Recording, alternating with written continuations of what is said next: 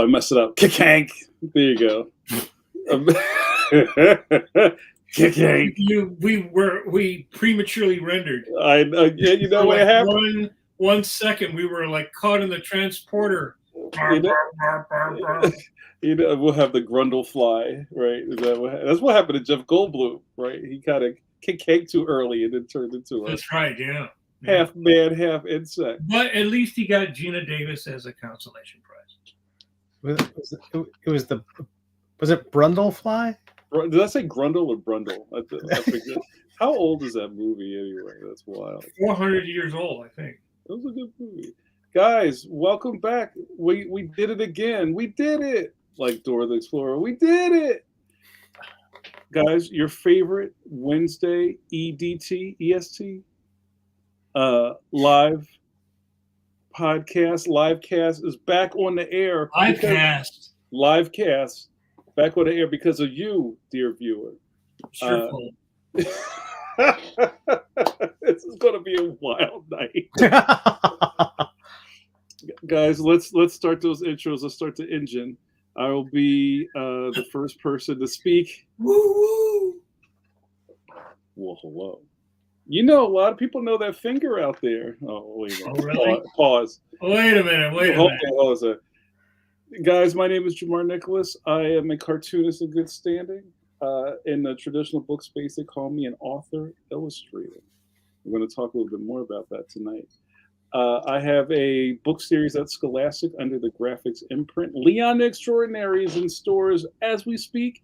And the days are counting down, guys. We're getting close to Worstober. That's all. Mike made that up. I'm going to give him the credit. Worstober is coming. Leon, Worst Friends Forever is dropping October 1st. We just have a summer, y'all, and then it'll be here. It'll be here. Then it'll be worst Christmas. Worst Christmas ever. Guys, I am your first co-host. I would be remiss if I did not introduce the co-host. You know, get up, discount double check time, do the belt motion. Oh, no.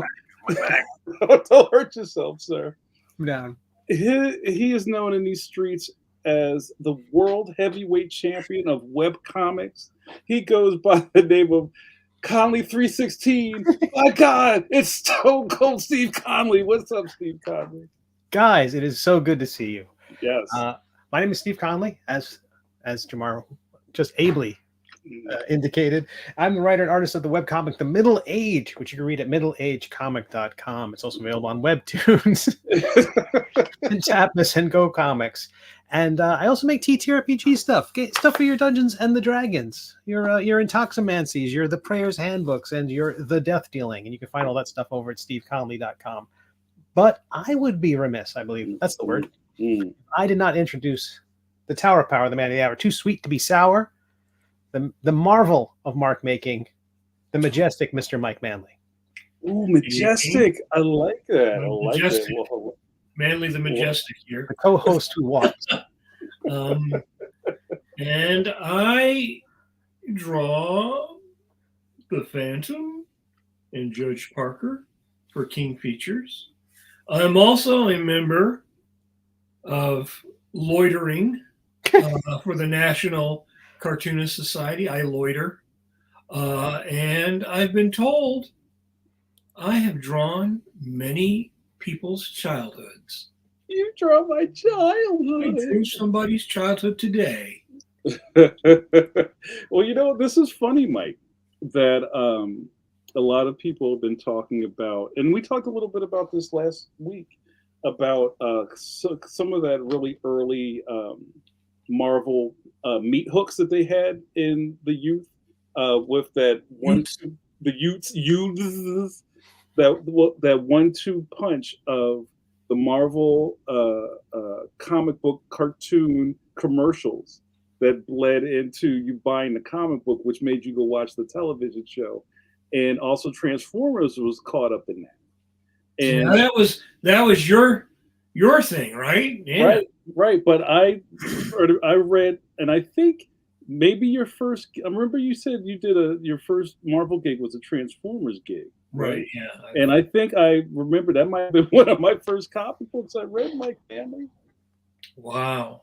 I Wait. damaged you so early on in your. I know, dude. It's kismet. Mike, before we get off of your intro, you're doing 2 strips. Tell us about that. You were drawing Judge Parker, correct? Right, which was created in 1953, sort of like a Perry Mason, which was big in that era. Perry Mason, although and he was like a kind of like Perry Mason went around and helped people, out of trouble and things like that. And he's not really in the strip very much anymore. Even from the beginning, he's sort of like a guest in his own strip. And then I draw the Phantom, which of course everybody knows. Smash Evil. Yeah, in fact, I just about an hour and a half ago I turned in another week worth of strips. So, wow, that's fantastic. And I was thinking about before we went on live and we were in agreement. We were talking about the era of romance comics. Right. Yeah. And maybe you want to touch on that real quick, because it's funny to think about how, and just to what you were saying, Mike, is that there's a period where people kind of forgot that existed, but they were really big. They were box office smashes, romance comics for a while. Well, people also forget that was sort of invented by another thing that was co-invented by Jack Kirby. He and his partner Joe Simon were the ones that really started doing romance comics, and they were huge. People, it's like people don't really think about the history of comics anymore, outside of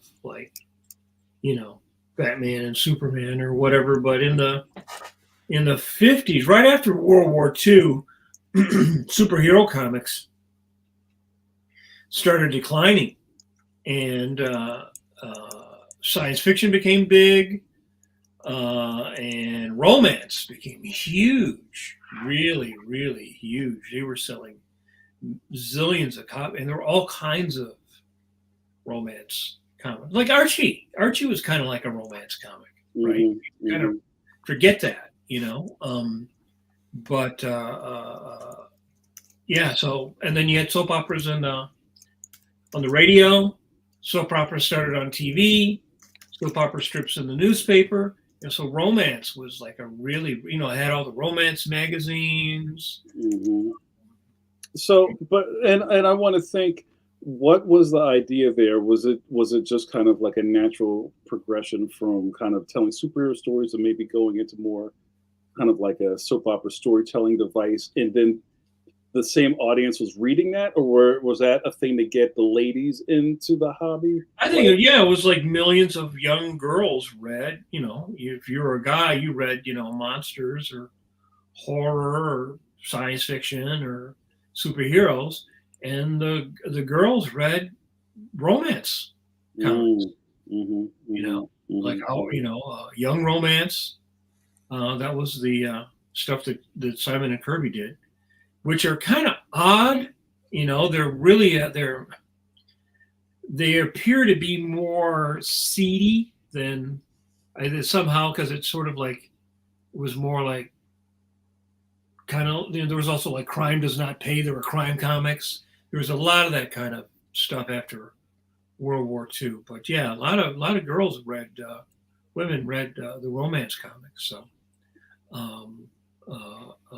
so yeah, people forget how, because comics appeal to the general public, right? They don't really appeal to the general public now. I mean, you have to really be interested in a comic in a way that to even know where there's a shop. You and I were talking about that.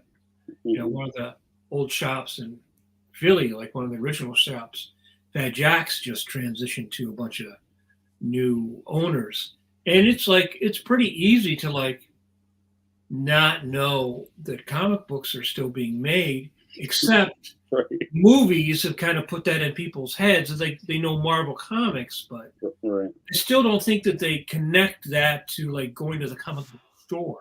Yeah. And it's also really interesting that, this is kind of like an old conversation, but when the MCU thing was really starting to bubble up, like kind of after we got past Iron Man and like, oh, they're going to keep making these? Right. remember that little period of time? Yeah. And you now have very firmly 2 or 3 different camps of Marvel fans. You've got like the old graybeards like us who are like, you could talk about, old like, Kirby and Stan Lee stuff. And then you have, or you might have even like a Walt Simonson Thor fan. And then you have a Chris Hemsworth fan.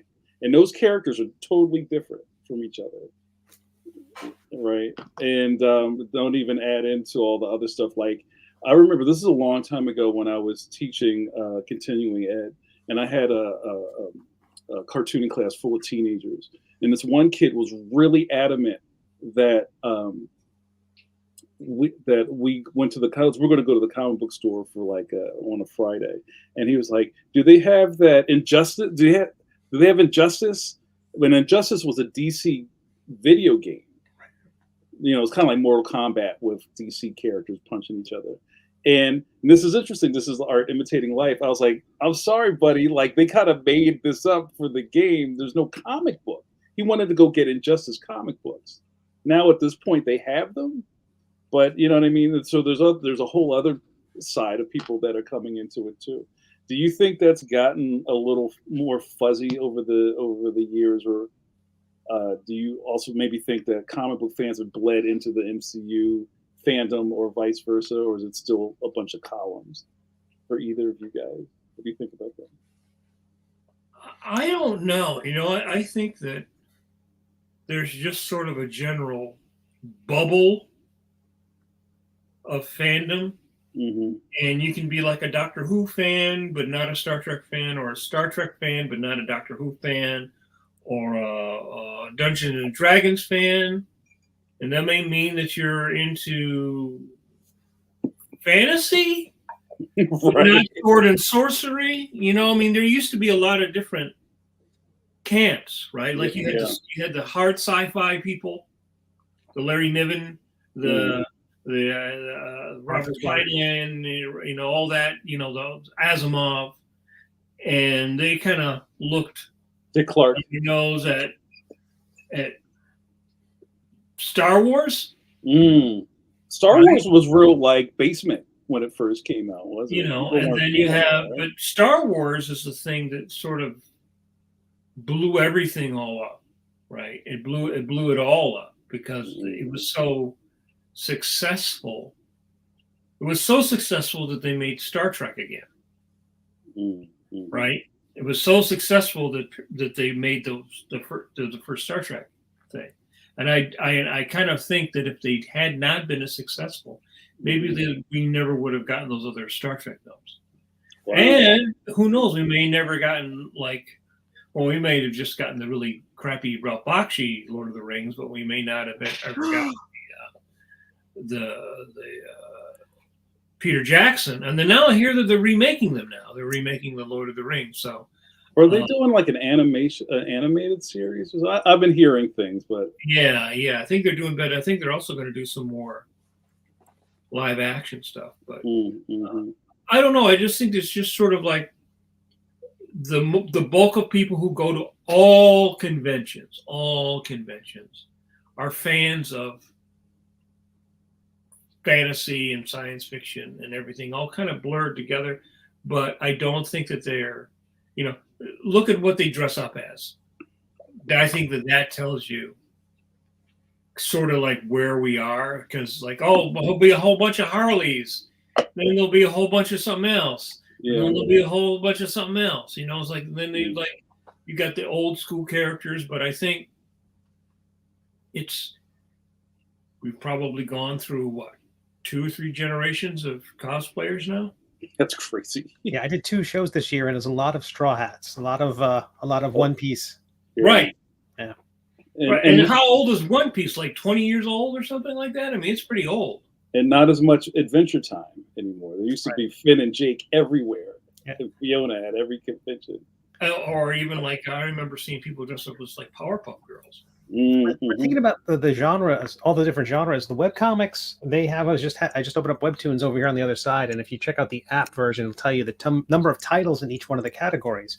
But it's comedies, the number one category for webcomics. Then it's fantasy. Then it's romance. Then it's slice of life. I'm sure somewhere on there is action, and then superhero. But it's like those are not the dominant genres online. So it's so interesting that the direct market remains a superhero driven market. That's the DC and Marvel comics are still keeping the lights on. But it'll be interesting to see what happens in 10 or 15 years when all those characters start becoming public domain. Superman, Batman, Wonder Woman, all those major characters are going to become public domain actually pretty soon. And it'll be interesting to see if it's part of everything that we're going through right now, even as creators, is everything is really shifting. The companies are shifting. What they're putting out is shifting. What people are buying is shifting. There's a lot of shift going on in entertainment, and comics is a river or a stream that feeds content or idea to the big thing. But who's to say where we're going now? Because you have generations of people that are going to grow up just watching YouTube, never going into a bookstore, never, their experience and how they find out about stuff and what they like is very, very different. I mean, I'm old enough to have basically had a childhood. It was probably closer to my parents or my grandparents than people's childhoods are to mine because of the way media is and everything. So it's interesting with all the young adult graphic novels out there, and that they're or the kids graphic novels.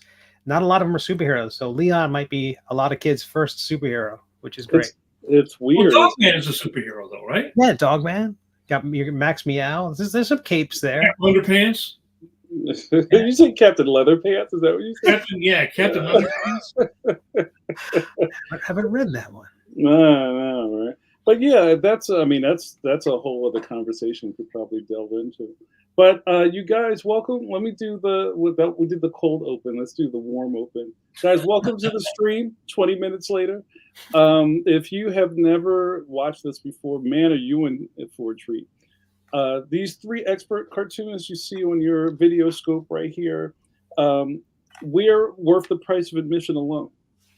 But for your value dollar, sometimes we have guests.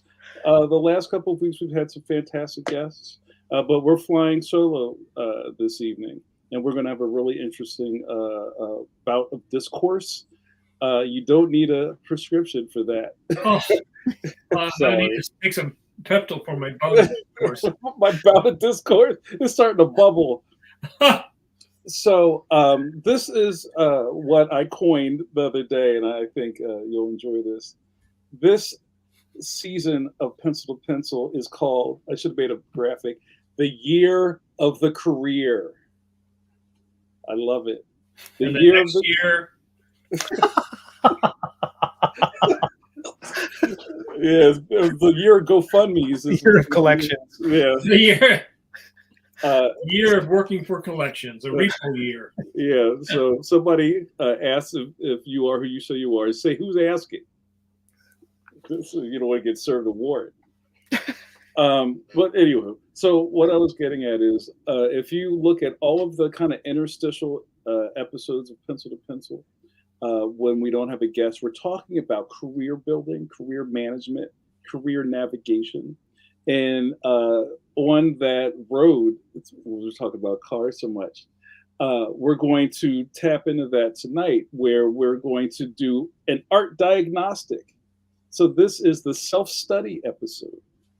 So check your artist engine light. Oh, that's right. Is your artist engine light going on?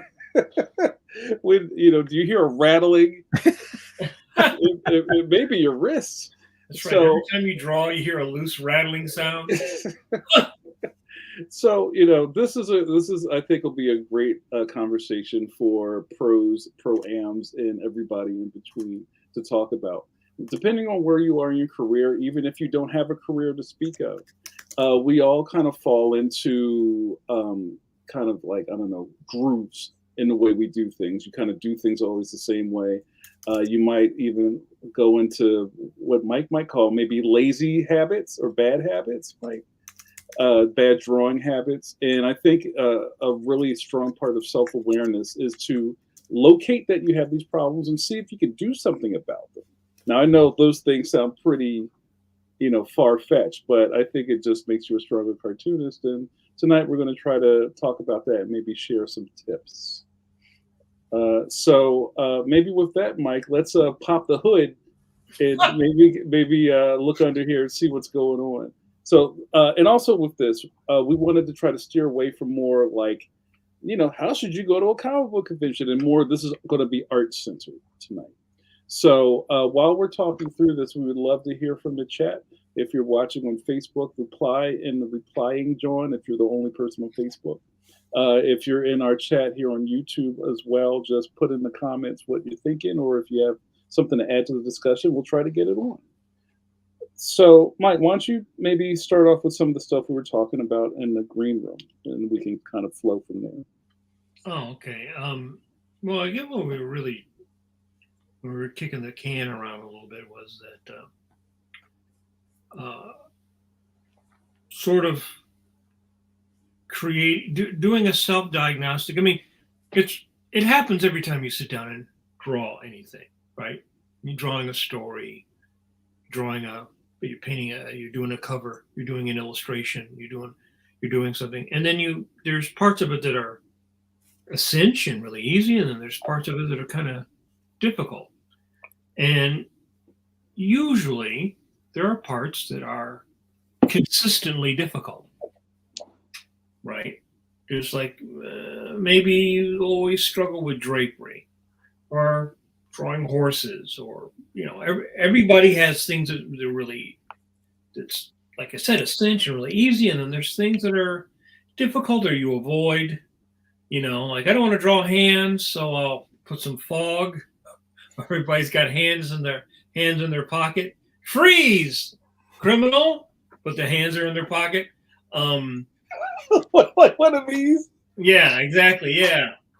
I drew a lot of that Fantastic Four villain Claw, was it? Who had like a cone for a hand? Real time saver. And so I was thinking, it's sort of like a self-diagnostic. You go, I keep having trouble with something. I keep having trouble constructing heads, or drawing the back, or drawing hands, right? And most artists have the same, and I'm basing this on just being a teacher. Most artists have the same 5 things that they struggle with, right? Constructing the body, so like heads and hands are the 2 most important things. In fact, to go off a little bit here, there's a new portrait of Prince Charles that was just going around. I didn't see that. Yeah, and the head's kind of okay, but the hands are jacked. The hands are really bad, and it's sort of like, wow, man, you're like doing a portrait of the Prince of Wales, right? The King of England, and the head, but the hands, and like that was something that people really, really worked at back in the day. And I actually remember Dick Giordano, one of the first things he ever told me was that if you drew heads and hands well, you'd always be able to find work, because those are the 2 most important things to draw on people. And especially like with portraits and stuff, or covers, things like that. And so when we were kicking this idea around, I was thinking that you could create sort of a self-study course for yourself to help lick those problems. And the thing is that there's a lot of information available now. There's a lot of books, a lot of YouTubes, a lot of information on how to draw shine on armor, or whatever. But that doesn't mean that it's all good. And there's a lot of people who have art books. They might have all the art books, they might have all the videos, but it's the actual practice of doing it so that you learn it, and you learn it in a way that you can recall it, because cartooning style, people are always concerned about style. Style is the performance of your knowledge, right? You have to recall this, and then you have to be able to put it down in a way that works and is effective in the way that you want it to be. So this brings up a story I remember Al Williamson telling me about Frank Frazetta. Back when I shared Al's studio for a while in the 80s. And I thought it was sort of like the perfect analogy to what I'm talking about. So in the 50s, when romance comics came in, a lot of the artists who had been drawing superheroes and things like that started doing romance comics, because everybody's looking for work. And so when things would change, people would say, oh, I need to draw Westerns, or I want to draw romances. So Frazetta was doing mostly sort of Tarzan and adventure characters. Mm-hmm. And then he started doing some romance stuff. And you can actually find there's a book called Untamed Love that has the Russ Cochran originally printed in the late 70s. That were some of Frazetta's best romance comics. But I remember Al telling me that when Frazetta had taken some stuff up to show to one of the editors, the editor criticized how he had drawn the shoes of the characters, the male. He said, you need to work on drawing, stylish shoes. So what Frazetta did evidently was he got a sketchbook, got his wingtips out, his nice dress shoes, and he spent a weekend filling the sketchbook with drawings of shoes.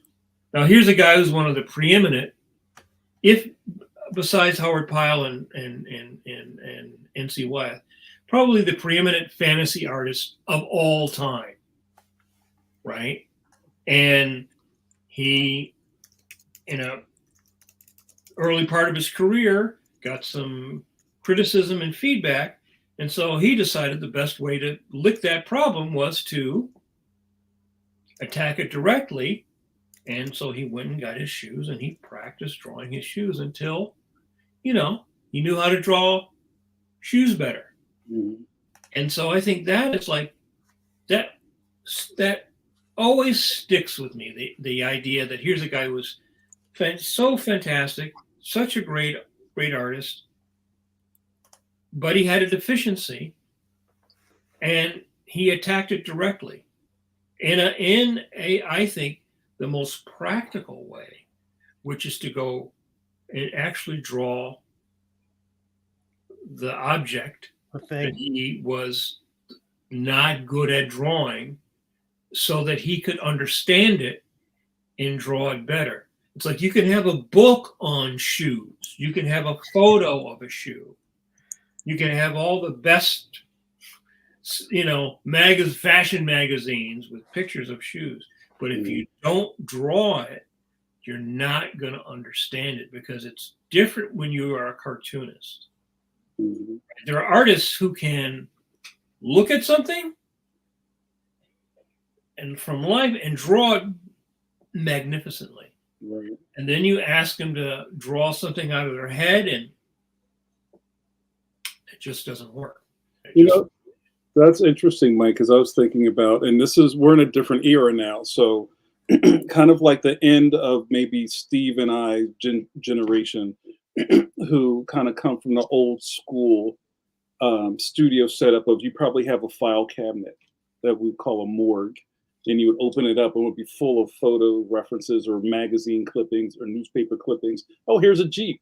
Oh, here's a camel. Oh, here's a thing. And the internet kind of replaced that, but I don't think it really did.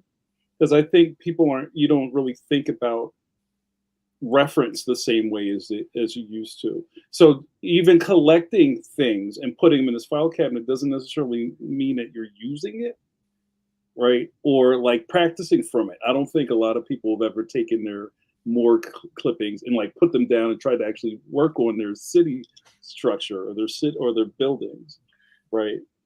Well, like everybody had, so many people have the Loomis books.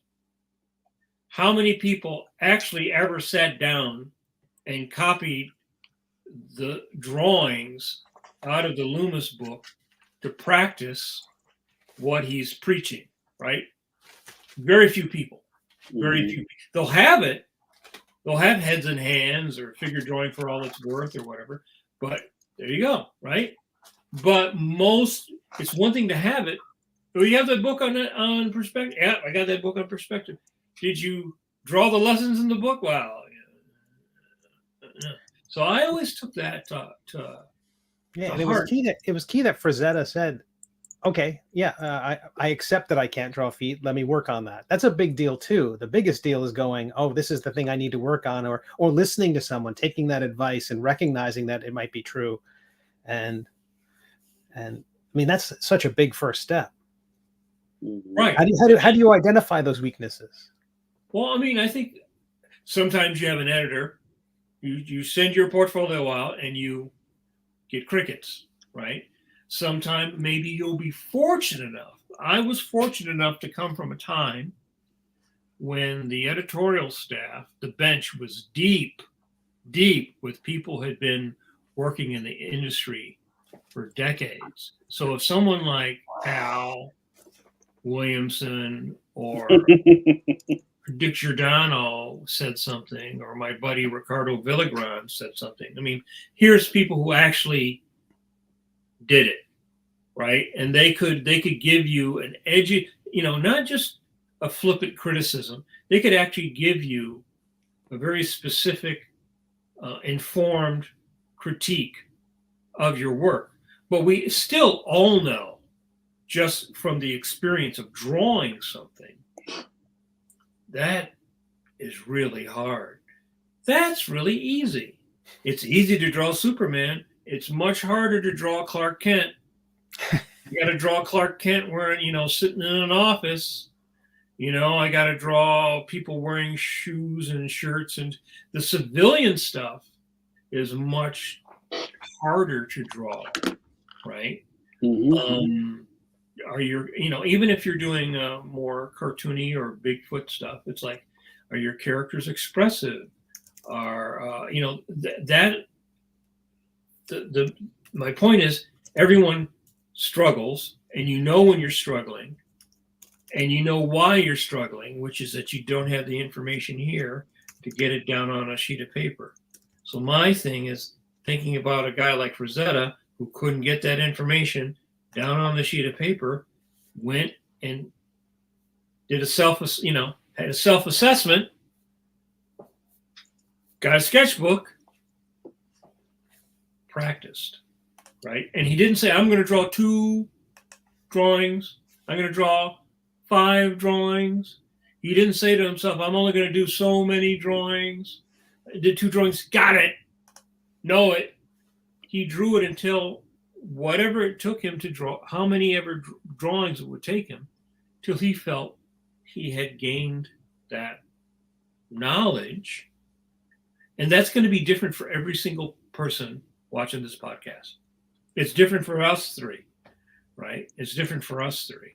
And so, but I do think I took that as like a major lesson, which reinforced I think my natural bent towards working that way of studying. Because like I said, now we live in a time you can just go on YouTube and there's like, you could not watch all the videos on drawing, all the videos on cartooning. You would just you'd spend days and weeks and months looking at all the stuff on there. But looking at it is not the same as doing it. Looking at it is not going to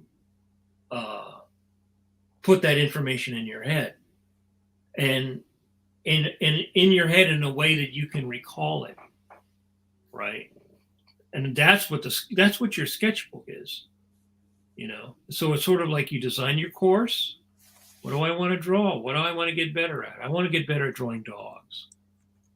Yeah, I need that sketchbook. Right. So you got to get some books on dogs, photos on dogs, understand that, you know, do structural drawings of dogs so that you can even understand when you're looking at a dog, when you're looking at a photo of the dog, understanding the structure of the dog so you can understand what you're looking at. Right. You know, I remember never having life drawing for the first 20 something years of my existence as an artist. And then going and having life drawing. And then you're like, oh, wait a minute. I have this total like constructive way of building a figure. And now I'm looking at this person from life. And how do I get that to jive? And that's a whole other way of learning, to learn to draw what you see as opposed to learning to draw from what's in your imagination. And a lot of artists in the beginning struggle with what you have here overriding what you see. So you're not really paying attention to what you're seeing. And that's a whole other learning curve and skill set. So I think you can have a sketchbook for almost every single problem in your sketch. You know, another good example, Steve Root, who has sketchbooks, very noted for having sketchbooks. I think Adam Hughes is noted for having sketchbooks. Robert Crumb bought a nice house in France by selling some of his very noted sketchbooks. And some artists are habitual sketchers. You know, Brett Blevins has beautiful sketchbooks. And that's can be like your gym. That can be your Sam, this is my dog sketchbook. This is my drawing guys in suits sketchbook. This is my hot chick sketchbook. This is my how to draw cars better sketchbook, right? And you could just be like Frazetta. You could say, I'm gonna go buy a little model car and put it together, or get something off of eBay and practice drawing that car. I'm gonna fill this whole sketchbook with drawings of cars. You know. I want to hit the ball back against the wall here, Mike. As you know, I love our conversation, and I'm thinking about in modern times, right? And you think about people who just don't have maybe they don't have the window for drawing like we do, right? You know, beyond it being your career and all those other things that happen, you know, maybe life gets in the way in its own way, and that you would be happy just to finish something, you know, let alone like turn to your left and go through your hands, feet, Crocs in Chuck Taylor's sketchbooks of sketches. Do you have any ideas of how somebody who's kind of crunched for time can improve on their art and still keep it moving? Well, it's the same thing that you would get better at doing anything in your life. Cooking an omelet, you know, something at your job. It's practice. You know, it's effective practice, because there's lousy practice, right? There's a lot of lousy practice. There's a lot of ineffective use of your time. And again, to me, that's part of the sketchbook, because the sketchbook also measures your progress. You got page 1 and you got page 50, right? I think if you're diligent, even if you don't have a lot of time, and people usually have more time than they think they do, because you might have to be willing to sacrifice. You say, oh, I'm not going to go play some video game this week. I'm going to work on, you trade. I mean, you always have to trade in your life for different things that you want to achieve. So I think that even if you're a hobbyist and not a professional, you can still improve simply by blocking out your time, figuring out what it is that you want to study, identify the people that you think are really good at doing that, and then you make yourself your little morgue, as they used to say. You have your reference of the people, anatomy books, whatever reference that you need, so that you can practice, so you can understand what it is that you're drawing, and then you just do it as often as possible. Not everybody's going to have 8 hours a week, or you might have 20 hours a week. You may not go on Facebook or Instagram, or it's really, art is probably the thing that is like music. You get back directly what you put into it. I think if you're effective, if you're organized and you're effective, your self-diagnosis is good, then anyone can make progress if you're just consistent and diligent. This is a nice piece here, going back into this topic. The chat here, Pencil to Pencil, is full of superstars. You know that, right? I keep telling people, I don't know, you keep missing the lives. Like Walt and Weezy were up in here. I don't know what you were doing. But, Pioneer Scott Kurtz, man of the wild frontier, is in the chat and talks about practicing in front of a crowd, practicing on stage. So Scott, to paraphrase, figured out a lot of things and just practiced right in the strip and just moved on to the next thing. So, but even to what you're saying, Mike, that's also a point of you creating work, right? And you maybe acknowledging the things that you're working on and working on making them better. It just happens to be in your Thursday strip. Right. Well, this week, I should say, I had to draw cars, jungles, dogs, horses, pygmies,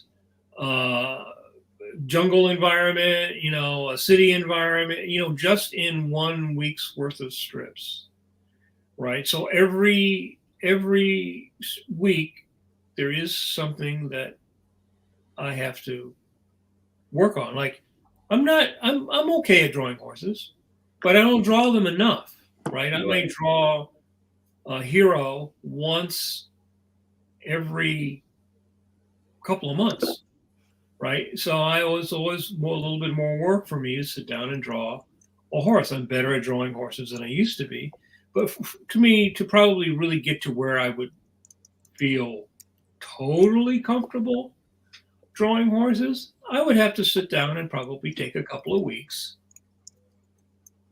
and just practice drawing horses. I have a really great book by Sam Savitt on drawing horses. It's a really good book. But then again, looking at the book, looking at this guy's approach, looking at how he breaks down the anatomy, how he breaks down the form, and then looking at a real horse. And when you can see what he sees, when you look at a photo, to help you understand yourself so you can interpret that form, that's a process that happens with enough effort that you can recall it. It's like drawing the muscles in the forearm or drawing hands or feet. It's like you just have to, and do you enjoy it, right? To me, that's an enjoyable thing to achieve, unlock, gling, unlock a goal. Ooh, this might be our first thing of the night, Mike, because I think this is interesting. So maybe going back to something like that's part of maybe our pillars of our conversations on Pencil to Pencil is you talk a lot about personality. And the personality of a cartoonist is very important to the longevity of their career, right? Essential, I think. Right. So you said you enjoy solving your own art problems. Just thinking about somebody who is very, maybe even, I don't know, doesn't want to confront that they have a problem, or, maybe, even to bring it up, we're talking about crits in the chat here, right, about the idea of being, getting a crit, what a good art crit is in school, and all those things that challenge artists in general. One thing that I've seen over my years of teaching, as I'm getting older and students are getting younger, that a lot of them are scared of crits. Like they're scared to death of crits. Like I would, all right, put your stuff on the wall, and I'd show up my coffee. They'd all dramatically run screaming out of the room. So after all of the funny business was over, it was really hard for them to actually say something about other people's work. You know what I mean? So it's like, okay, so what do you think of this, you guys? It's super cool. Or they just say nothing. But right. Then when you get to them, they're mad because nobody's giving them this. It's wonderful. So even like the idea of taking a crit, I think needs to maybe be discussed a little bit more. Like, can you take this?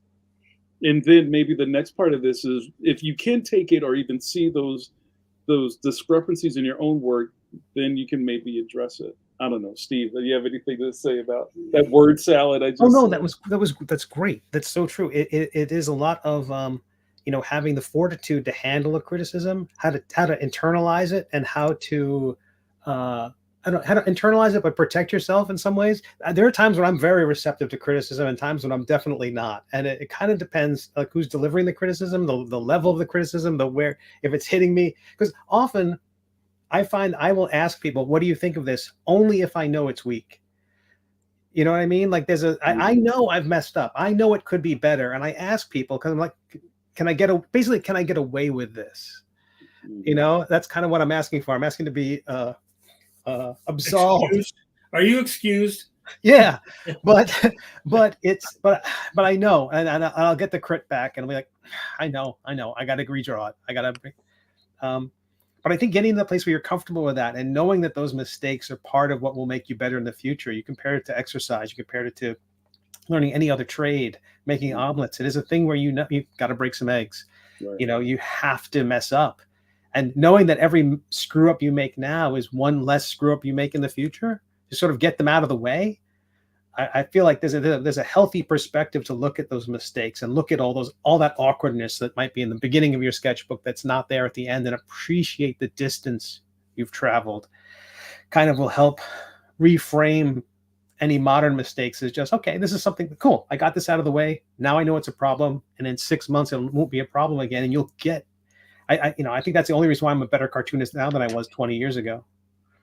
Yeah. Oh, you also did like a shit ton of drawings. But it was right. Identifying the things that were wrong or wrong to me, and accepting them and going, okay. But man, I was full of beans as a 23-year-old cartoonist. I thought my stuff was we've not monetized, right? I thought my stuff was the shit. Yeah. And I was very wrong. My stuff was shit. Well, that's part of. You have to have enough ego to put your boat in the water, right? Right. But then you have to be. Then you have to be humble enough to accept a criticism or feedback. Right now, like I said, I was fortunate enough to come from start in a time when the editorial offices were strong. There were great editors who had been there for decades. It worked with the best people ever. And so, like I said, if someone like Dick Giordano gave me feedback, or Archie Goodwin or somebody gave me feedback, they were telling me that to help me. They weren't just saying that like, oh, you suck. Right. Let me tell you what, kid. You know what? I just looked at it and you suck. Right? They were telling me things to make my work, help make my work better. And then I would always tell that to the students, because students don't, very often look at the crit as being critical of them. If I'm critical of your work, doesn't mean I'm critical of you. I'm critical of your work. And actually, the crit is a way of me transferring my knowledge to help me, transferring my knowledge to help you make your work better. It's not a criticism of you as a person. Are you saying my baby isn't beautiful, Mike? Like, that's what it feels like, right? This is the best thing I've ever drawn, and all you've done is put your tracing paper over it and marked it up in red. I'd like to see Mike as a pediatrician. This is the ugliest baby I've That's ever right. seen. Here, let me put it back. It's not done yet. Holy shit. Well, how do you know what criticism is valid and what's not? I know a lot of people post stuff and they'll count the likes, and right. Likes. That's really right. that's a thing that's really fucked up so many young people. Is that like thing, that thing of seeking likes and getting all the praise and everything. Because you don't know who these people are. All right. If Garcia Lopez likes something I did, it's Garcia Lopez liking something that I did. Right. So I know, he's one of the best guys ever, right? So if a guy like that likes something, he means something to me. It's nice to get, I just did a little thing, reposted some thing doodles I did a little while ago on my Instagram, because I'm always trying to feed the thing. And it got, hundreds and hundreds of people liking it, which is nice. But then you can put something else on there and you get nothing, right? Compared to what you got. So does that mean that suddenly I suck? Like I've suddenly plummeted in artistic ability? I think that and we've talked about this many times before, the ability to be self-critical is more essential to your growth as an artist than your getting likes and pats on the head from other people, because that's what's going to keep your boat in the water, your oar in the water. Is going to get you through producing. What everybody wants to do is produce a consistent volume of work. It's not always easy to work. There's a lot of things that happen when you're working. Not every job is easy, and if you fall for that like thing, it gives you that little dopamine hit. Mm-hmm. But it messes up a lot of people, because most of it's so easy to just say I like some. I can go through right now. I can sit here with my phone and go through and just like. Yeah, and people like it for the effort. Right. They like it because you had the confidence to share it. They like it for a lot of reasons. It's not necessarily because it's your nana. Right, exactly. I like it because she's got big boobs, and I like big boobs. So anything with big boobs is good, right? That's just. That's really, that is the internet. Right, exactly. So I think, again, how's that going to make the next thing that you're struggling with better? Well, I got a bunch of likes. That doesn't convert. It doesn't convert, right? So also to that, which I think is interesting, is that I would hazard to question why a lot of people have art on, let's just say, Instagram. If more of it is about practice or getting your brand out there, which I think it's capped to a degree, and you're just kind of like looking for the next dopamine spike from somebody liking your thing, I like to share art. I love art. Well, not you, Mike. Like you're a whole different animal, right? And so if I see something that I like, I want to share it.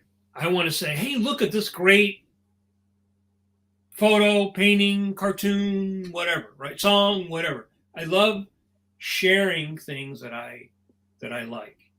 that fuel my life. So the whole algorithm thing is been so corrupted and so changed that I don't post stuff in the hopes that that's going to somehow do anything for my career.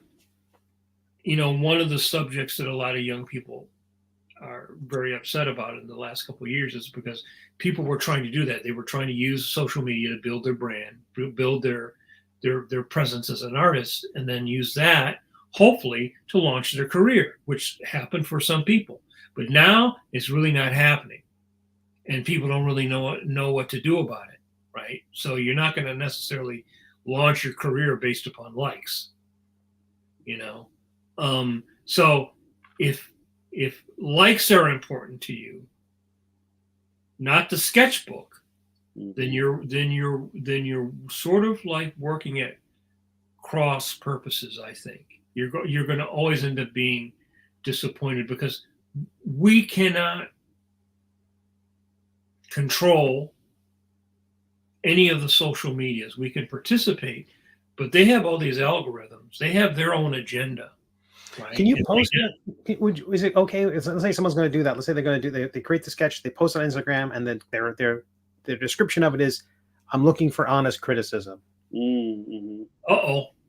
Is that bad? Is that a bad thing? I mean, Reddit. Let's come on, put up your dukes and ask Reddit what they think of your work.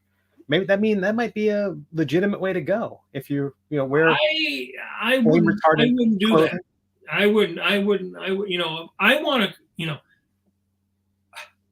want feedback, but I only want feedback from people whose opinion that I respect. I just don't take anybody's opinion because you're going to get all kinds of people that are going to just be going to try to set fire to your boat because they just want to see you burn. It's like you're not going to get anything good, anything useful out of it, right? I mean, at a certain point, you want to critique, but you want a critique that's actually useful. Just to say, well, that sucks. Can they look at it? Do they know anything about composition? Do they know anything about anatomy? Do they know anything about drawing? If they don't, it's just an opinion. I'm not going to take that opinion. Right. I'm not going to take their opinion on my work. I will take an opinion on my work from somebody whose work I can look at and respect, but not. That's useful. Right. Posting and sharing your work for criticism, not for validation. Yeah. Yeah. I was thinking about, and you know how they kind of call, they talk about thirst traps. Which is probably all now. That's like passe now, right? I think there was a lot of that in deviant art because, beyond just you drawing your thing or whatever, there'd always be a part in the subject where the artist is like, I spent 300 hours on this. And people always ask you, how long did that take? Right. And I never understood why that matters, but that was almost like a bragging thing. Well, that's like a layperson's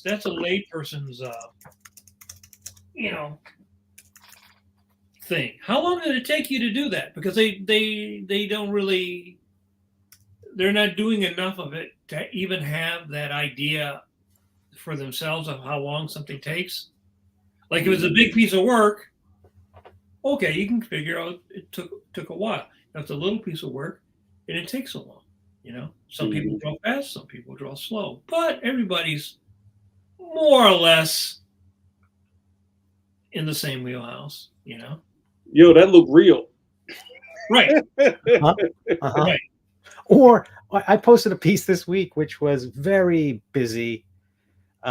That Alex Toth rule, make it so simple you can't cheat. This was the opposite of that. It's overly ornamented and decorative and scratchy and crosshatchy, and it got a lot of likes. I more than what I would think a more solid drawing would get.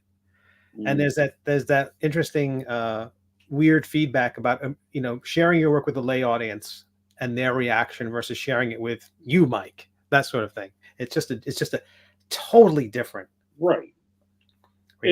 And maybe that's a thing too. Like if you have access to like real pinch me, I must be dreaming expert people in a field, why don't you ask them? But also remember, Mike, I say things like this all the time. I think a lot of us are scary. You know what I mean? Like, I know you say that, but hold on. But okay, let's even think about, even when we, at the beginning of us doing these live casts, and we were doing like crits on the sessions. Hey, send us your artwork, and that kind of disappeared after a while. And I think people are intimidated. Now, I think if you have the kind of armor that you built up over the years, the calluses to understand that getting a critique from Mike Manley is like worth a lot of money, and you're giving it away for free, and they're like, no thanks. You can't tell me that's not because they're not intimidated. I would say I do not agree with that based upon my experience as a teacher, because I would have many students very excited to take a class with me. They were my critiques are never mean, but they're always honest, because being mean to somebody doesn't help them learn anything. Sure. Some teachers like to be mean. No, some teachers like to gut punch you, right? Mm-hmm. I will not lie to you and say that your drawing that your grandma would say is beautiful and worthy of the refrigerator will get you a job working in Hollywood. Right. That would actually be the worst thing I could do as a educator, is to lie to you, joint, take your check, put it in my pocket, and then tell you, yeah, beautiful, wonderful, wonderful, wonderful, next. Yeah, beautiful, beautiful, wonderful, wonderful, next. And then you graduate, right? That's not. So I mean, part of it is on you as an artist. Do you want to learn? Are you if you just want people to say I love you, then you're not going to make it. You're not going to be able, because Instagram people can like you, on TikTok people can like you. Then you go try to get a job. The person in charge of that job you're trying to get is only going to hire you if they feel that what you do is going to make them money. It's going to work for them, right? They're not going to give you a like just because you showed up, and you got your portfolio, your $90 Atoya portfolio, and you spend $400 at Kinko's printing out everything on some deluxe thing. They don't give a shit. It's like, can you do this job? No, or not do this job?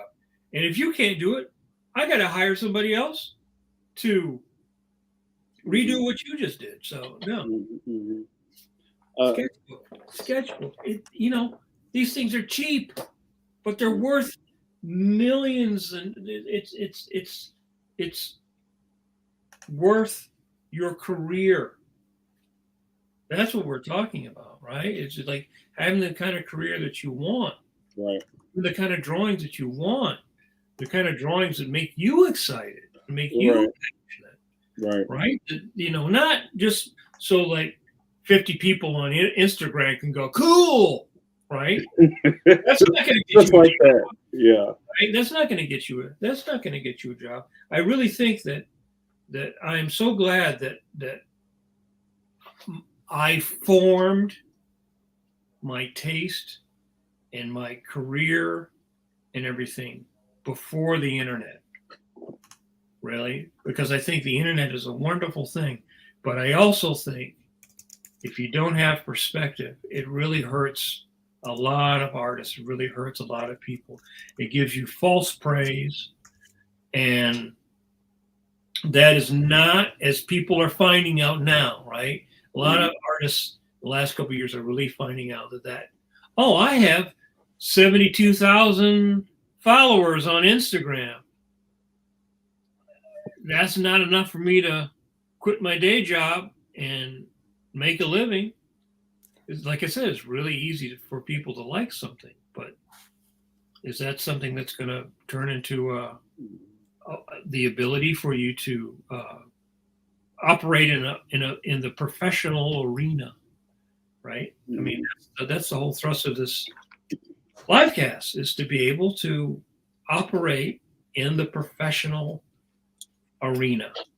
You don't go into Disney based on likes, right? You don't get to work for Lucasfilm based on likes. I think that's a really strong conversation to have with the younglings, right? Because that's kind of where or even the middle agelings. I mean, because we're all subject to the same things. You know, it's like if I have 700 people like a drawing, can I get 70 of those people to buy something that I make myself? Well, that's just the thing when, especially when we're talking about webcomics. In the webcomics world, it's like you're not expecting to make money immediately. The lesson is you build up an archive, you get enough material that you can maybe kickstart a book or something down the road. I don't want this to bleed into the professional side of things, but when the money isn't there, you're not doing it for the money, you're kind of doing it for the likes. You know, that's the current. That's what you're getting out of it. And I guess you're saying that if you need to make sure that you're prioritizing your advancement as a creator to some sort of distant point where you can, you know, build an audience to the point of having income. But I feel like a lot of people are doing it. The likes are the main reason why they're doing it. Right, because everybody likes likes. I mean, it's. Well, hold on, Mike. I think also there's a point in here where, especially with somebody who's, you know, kind of starting out or getting their feet wet or just finding an audience for the first time, those likes are beyond validation. It's another kind of validation. It means like, oh, well, you must be doing something right. And that's where it kind of like bleeds into, you know, working. Well, that's where I think that's where we're getting the like static, maybe the static and the feedback. Now the dissonance is because at one point it seemed like likes equated to progress, right? Like you could make traction. Likes now do not do that, right? You know, because there's all these different, every platform has all these different algorithms. But again, to me, the point of this podcast or livecast is, you know, Rosetta Wynn got a sketchbook and he sat there with a pair of shoes and he drew those shoes so that he had the command of being able to draw shoes so he could go in and turn in work to this editor and get another job. Yeah. Right. So he had that's like a little arrow that he put in his quiver, right? You know, and there's things that there's things as a professional that you need to be or want to be good at drawing that you don't particularly, that you're not particularly passionate about, let's say. Like maybe you like drawing monsters, but if all you can draw monsters, but you can't ever draw like real people, then it would be kind of hard to draw a story about people if everybody looks like a monster. You know, if you couldn't draw cities and you couldn't draw. The counterpoint there is it was Mike Magnola's origin for Hellboy. He said, I didn't want to draw people. I wanted to draw monsters, so I made my hero a monster. Right. But then look how well he draws everything else. Yeah. Right. Yeah, so you don't have to draw everything, but you do have to draw the things you draw really well. But even though, so again, Mike is a good example of a guy who's worked on simplification in design and this graphic quality to his work, which you can see evolve over the course of 30 years. But that was a conscious effort to do that. He doesn't sit down one day and like, I'm never going to draw a down shot. Right. He generally doesn't draw down shots. But at one point he kind of did draw down shots. But then he decided, I'm going to tell stories and I'm going to lay out a page and I'm going to create this process where I don't do that, but you're not going to notice it.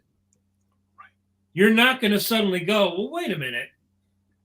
Shouldn't I? What's missing here? Right. Yeah. He's going to write stories that don't demand that. Yeah. Right. But he's a good enough artist that if he wanted to do a story that required that, he would find a way to be able to do it. Right.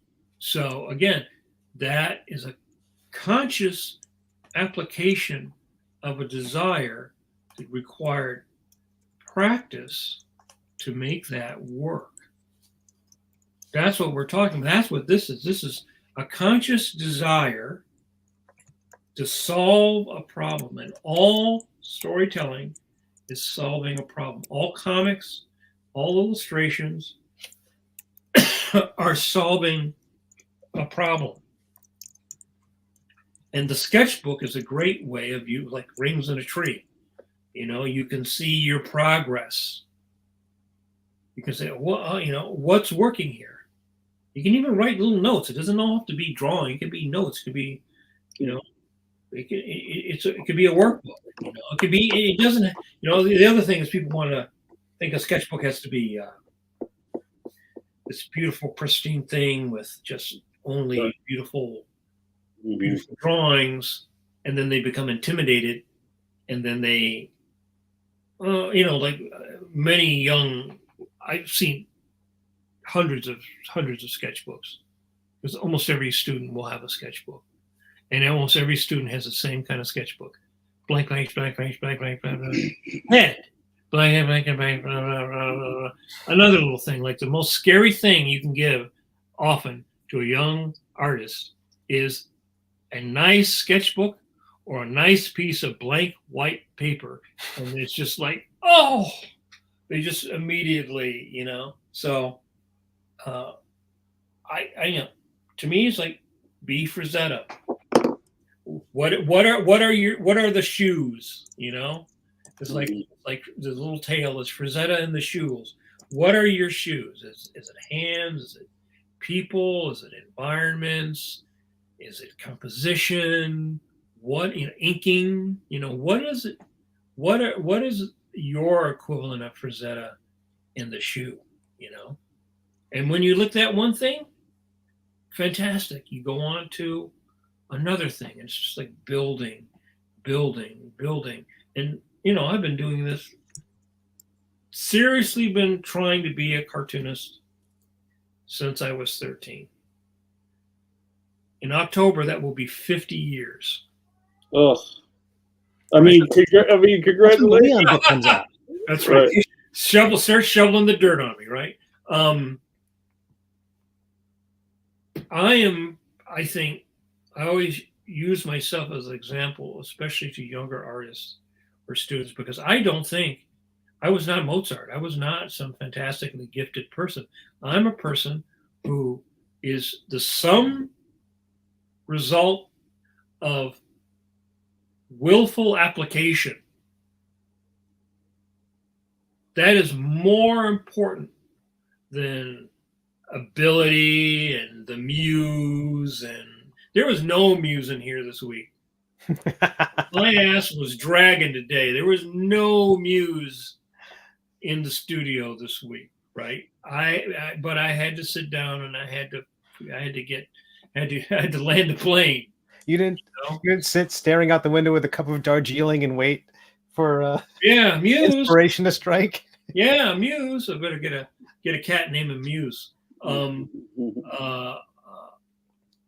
So I think the sketchbook for your you know, get yourself a little calendar. You could even get a calendar from you know, your computer, wherever. You can print a calendar. Yeah. You know, you just say, okay, this week I want to work. What am I? You know, I'm going to take a couple days and think about my work. What am I good? What do I love about my work? What do I do not like? What don't I like about my work? Okay, these are the things I don't like about my work. Or who are the people? Who are the artists that do what I like? To do better than me, and I like how they do it. All right. Mm-hmm. Can you study that person? Can you study even the person that person studied? Right. Mm-hmm. That's also a key thing. is to study the person you liked, the artist you liked, was their hero. You may find something, you may find some key about their approach that might also help you. But you have a little calendar and you say, this week I'm going to work on environments. This week I'm going to work on cars. This week I'm going to work on hand. You sort of block it out, and then you have a sketchbook. I think having a sketchbook for each thing is good, but you can put it all in one sketchbook. Again, it's however you want to roll, right? To me, the most important thing is the consistent applied effort where you're specifically studying, just like you would if you were, a scientist, or a musician, or you're a musician, right? You practice so that you can perform. And really, the sketchbook is your way of putting that information in your head in a couple different ways. Analytical, and an analytical approach eventually becomes instinct, right? So that's what you want, because an instinct means that you have command, and then instinct is the performance of your knowledge, which gives you your style. Because everyone wants a style, anime style, this style, that style, whatever. Well, analyze the style, analyze the artist that you like, analyze, workbook it, workbook it, just like Frazetta in his shoes. Supposedly he did the same thing with anatomy. He got those George Bridgman books and he filled sketchbooks working on the anatomy. And if you look up any artist like him, he's a great one because he did lots of stuff like that. John Buscema is very noted for having drawn on the back of his pages, but he sketched. Here's a guy who did 4 or 5 pages a day of his regular work, and on top of that, practiced. Mm-hmm. Right? Mm-hmm. Almost every artist you can think of who's worth their salt not only works, they still, many of them, still practice. Again, because it's enjoyable, it's fun. It's not just work, like, oh, I just gotta crank this lever. I gotta just make some more of it, and some days there is, like today, there is an aspect of that to the job. Like, I gotta do this, I gotta get it done. But even within that, there's little bits of, oh, I did that hand the way I want. Oh, I like that face. I'm happy with the way I did that shine on the car. Happy the way I did those leaves, or I like this I like the way this composition flowed, So, and it's all, to me, it's all connected. All right, I think this would be a good time to say that we hooked the computer up to the dash. We're getting good readouts. We check the dipstick. Pause. And I'm going to close the hood, but maybe we should rotate the tires. Steve, would you like to maybe not necessarily touch on all of the stars we have here, but maybe could lead us out here? Yeah, there were so many great comments in the chat. We basically were just one star after another, which we designate things to put them in kind of a bucket to hopefully be able to come back to when we get to the lightning round or the end of the show. But we have they're all over the place. Let's see if I put some structure to them. Billy Bob had a good thing. Maybe we can close with. Where was that? That was kind of towards the end. We just maybe even the point talking about. Well, we were talking about the likes and then it naturally brought up the conversation of, well, a lot of people have gotten the likes and the popularity on social media have helped people get careers. And I know we're trying to focus on the craft side of it. Maybe even if you finished it and put it in a drawer, is it still good whether or not you showed it to anybody or not? Right. But with those two things, where like our America's Tom Zoller said, I may or may not know people who got work writing things and a little easier because of the number of followers they had on social media, talking about how those likes and how those followers is a bit of a currency when it comes to landing gigs. And Billy Bob was following up on that. And I think Ray Anthony said something in a similar vein about how the likes contributed to, helping people get deals and contracts and things like that. But Billy Bob is saying, I think both things can be true. You can work on your art and just want to share it without the main focus being on likes. There's a feature to hide likes from the poster and followers. So is that something you guys have ever done? Have you ever turned off those things? Turned off those? I don't have that problem. Really? I don't get so much feedback. I need to mute it. That hasn't happened to me yet. Yeah, like I said, to me, it's more about sharing my enthusiasm and my passion, not about the likes, right? Right. The reason I do it is because I love it and I want to go, hey, look at this. I saw this cool thing, or I think I did a cool drawing, or maybe you'll like this, right?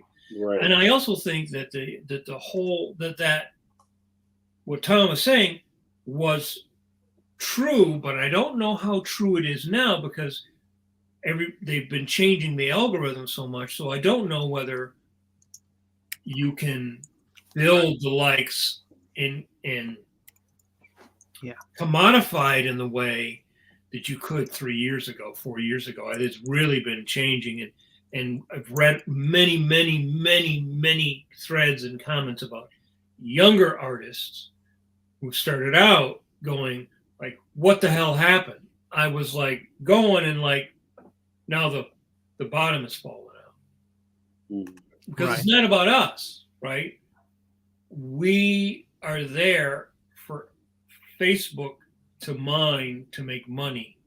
It's not about you getting people to like you, right? It's not about a community, which is the bullshit that they told us all in the beginning.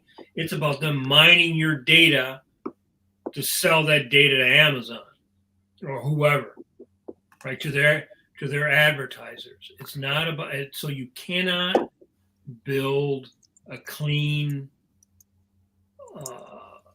I don't think you can trust the feedback that you get now, because it's so manipulated.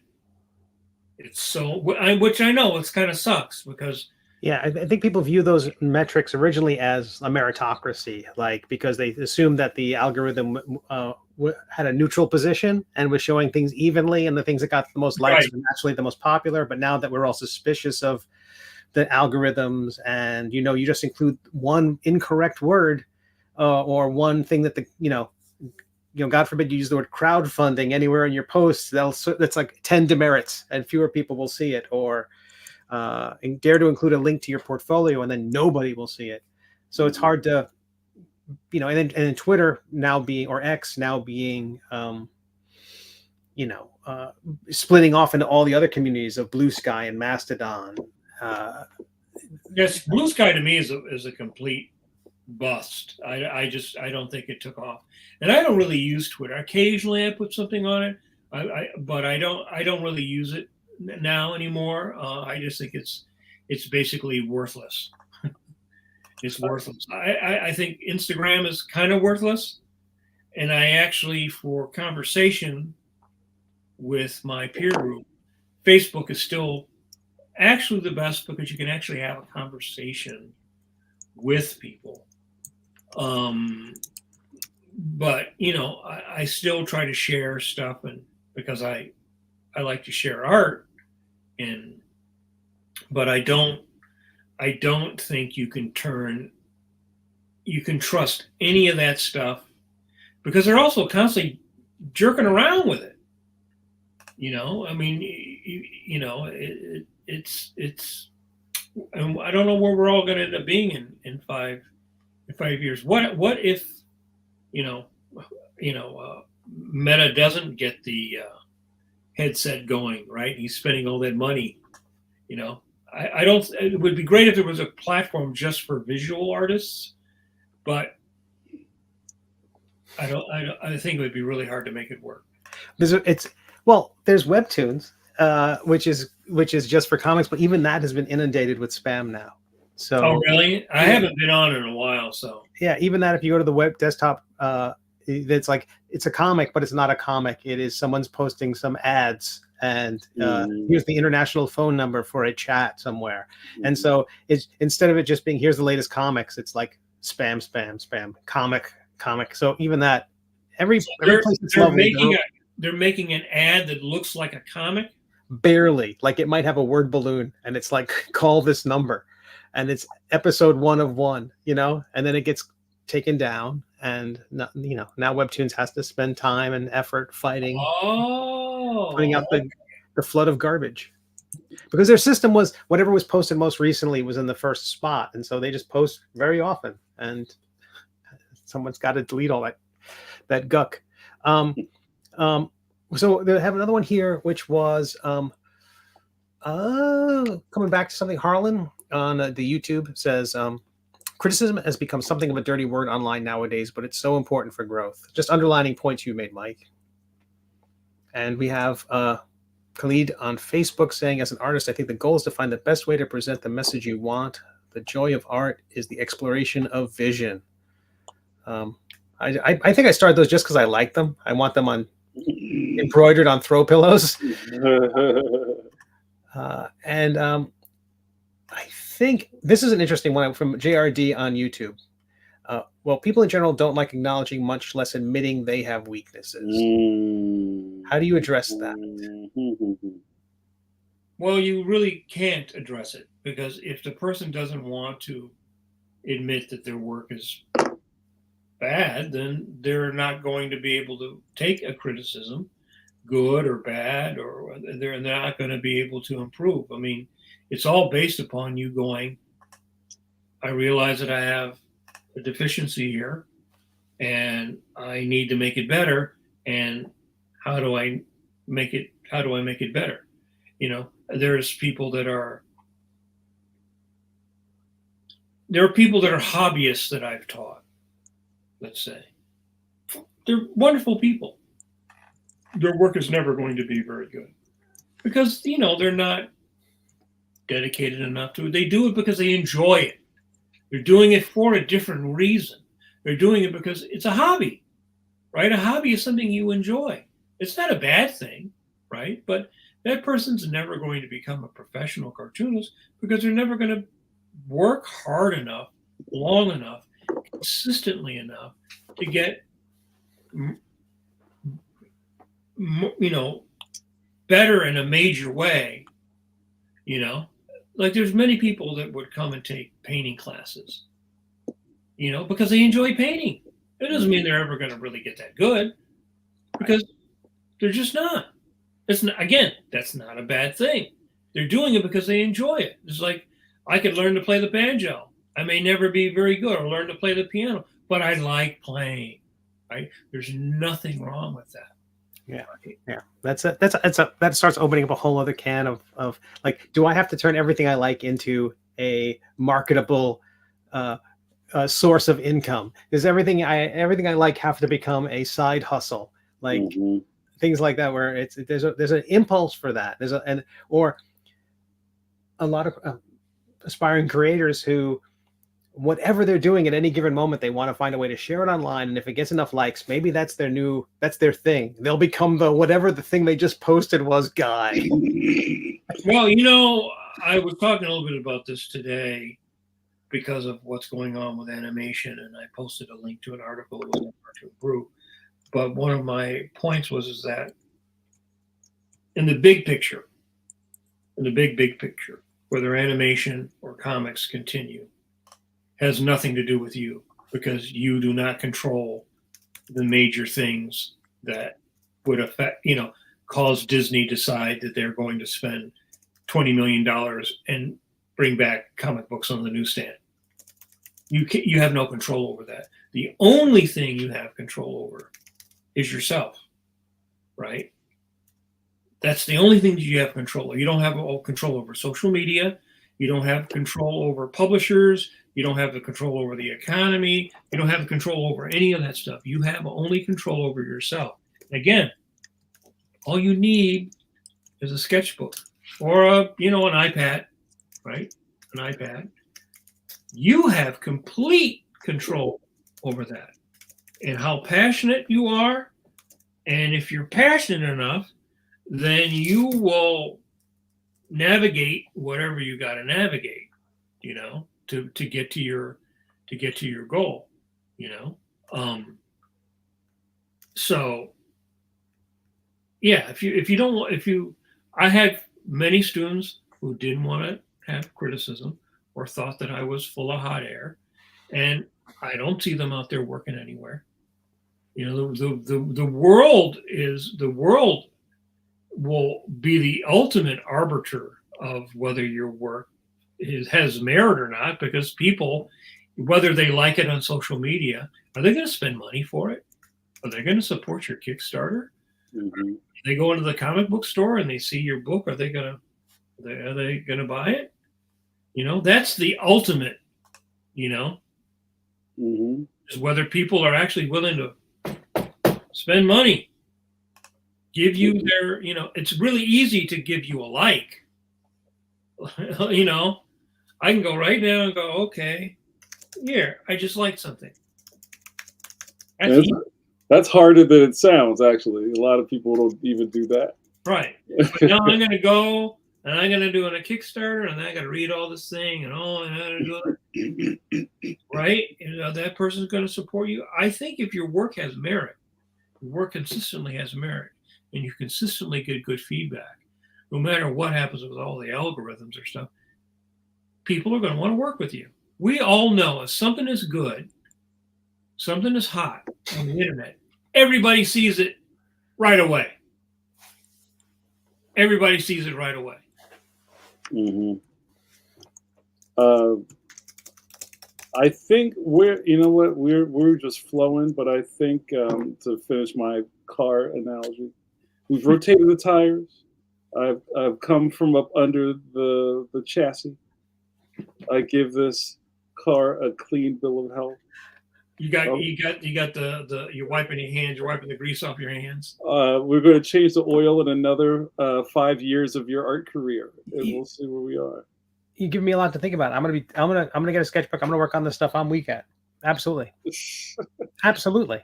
So we're going to start wrapping this up. But one thing that I think is pretty interesting is that social media, as many foibles there are, is still a really hotly contested way of getting your work seen, right? And how you use that, if you still want to think of it as a tool, right, is also a very personal thing. I was thinking about, what Mike was saying about Mike uses social media, if I could paraphrase Mike, to share art. Mike isn't necessarily on Instagram to get a gig or to get known. Like, hey guys, my name is Mike Manley. Who? Everybody knows who Mike Manley is. So the way he uses the thing is different than somebody else. Or maybe even like a 28-year-old who's just like, yo, I just thought of this thing. I'm going to test kitchen it. They're using their thing in a whole different way. And there's a million different ways to use this thing. Right. And the fact is if you're going to try to use them like they're using you, then you have to understand how they are using you, how they are operating, because there's, you can go on there now. And I mean, my inbox is full of all these people going, hey, I went to your Instagram. I think I can get your numbers up. I think I can do this. I think there's so much noise and garbage out there and bad information and, stuff that's just trying to scam you, and I don't think anyone can really honestly effectively use social media as a visual artist, because it's not designed to benefit us. They've changed it to work for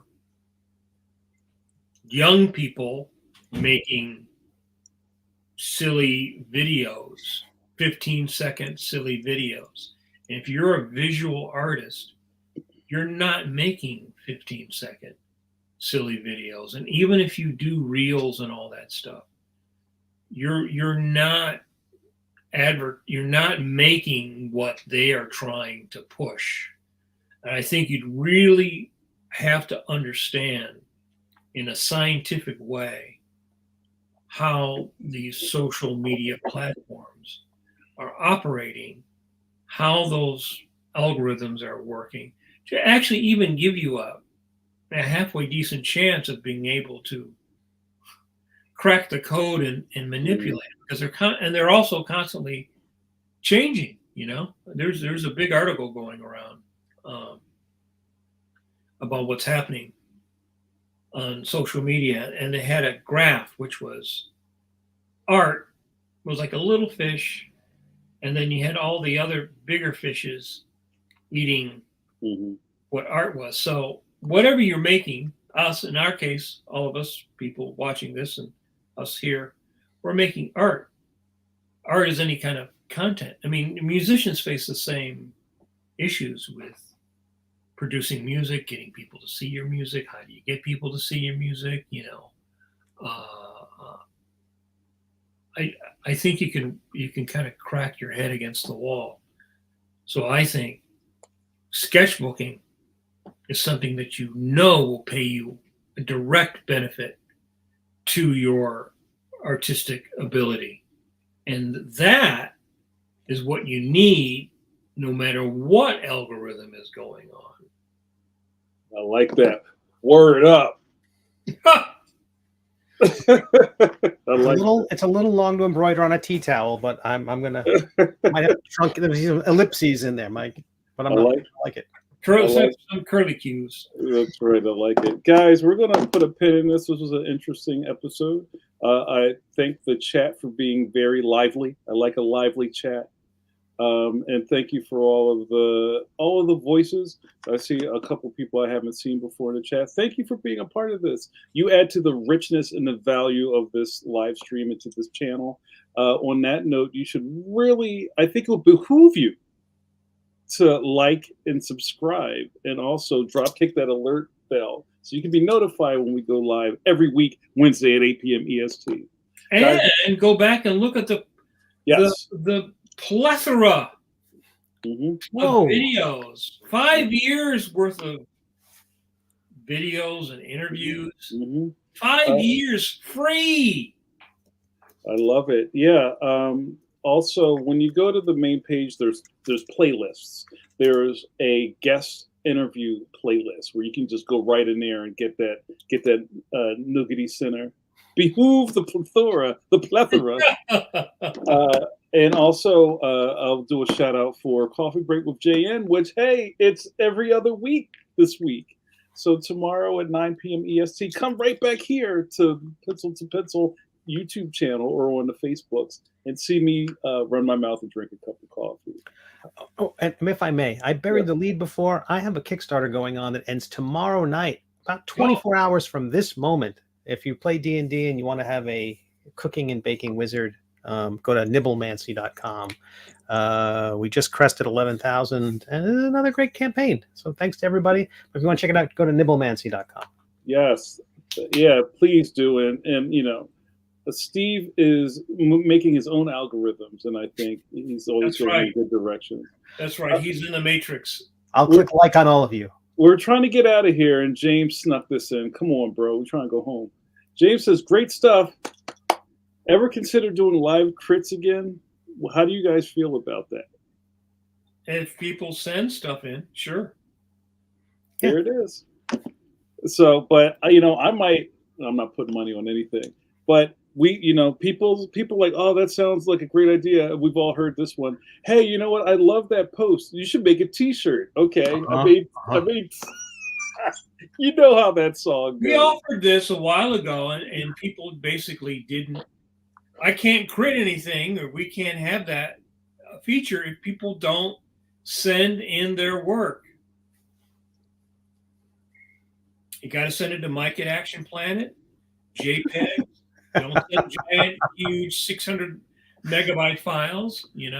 Send pencils. Was that the GIF of Jordan Peele with the water peeling fall off? Send it to braceyourself@actionplanet.com. I mean, I guess we can run a promotion for that again on the socials, but we did it. We were doing it. I'm happy to do it, but people got to send stuff in, and also send it in a way that actually makes it easy for us to read. Yeah, don't make us have to load your website on the here, and we'll just start critiquing people at random. We'll just guerrilla critiques.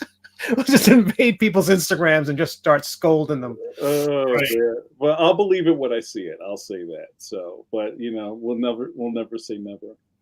All right, guys, this was a lively discussion. Let's take it home, guys.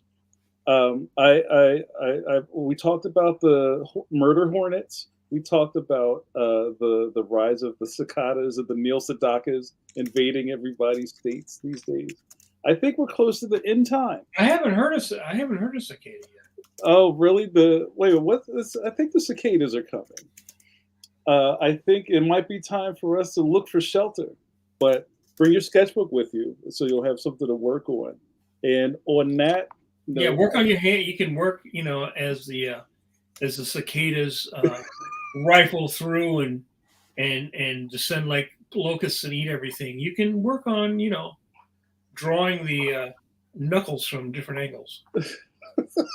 Let's get out of here. If you draw your curvy hand. Oh, those Facebook thumbs. No. I'm sorry. I like it. All right, guys. We'll see you tomorrow for coffee break. Take care. Luke.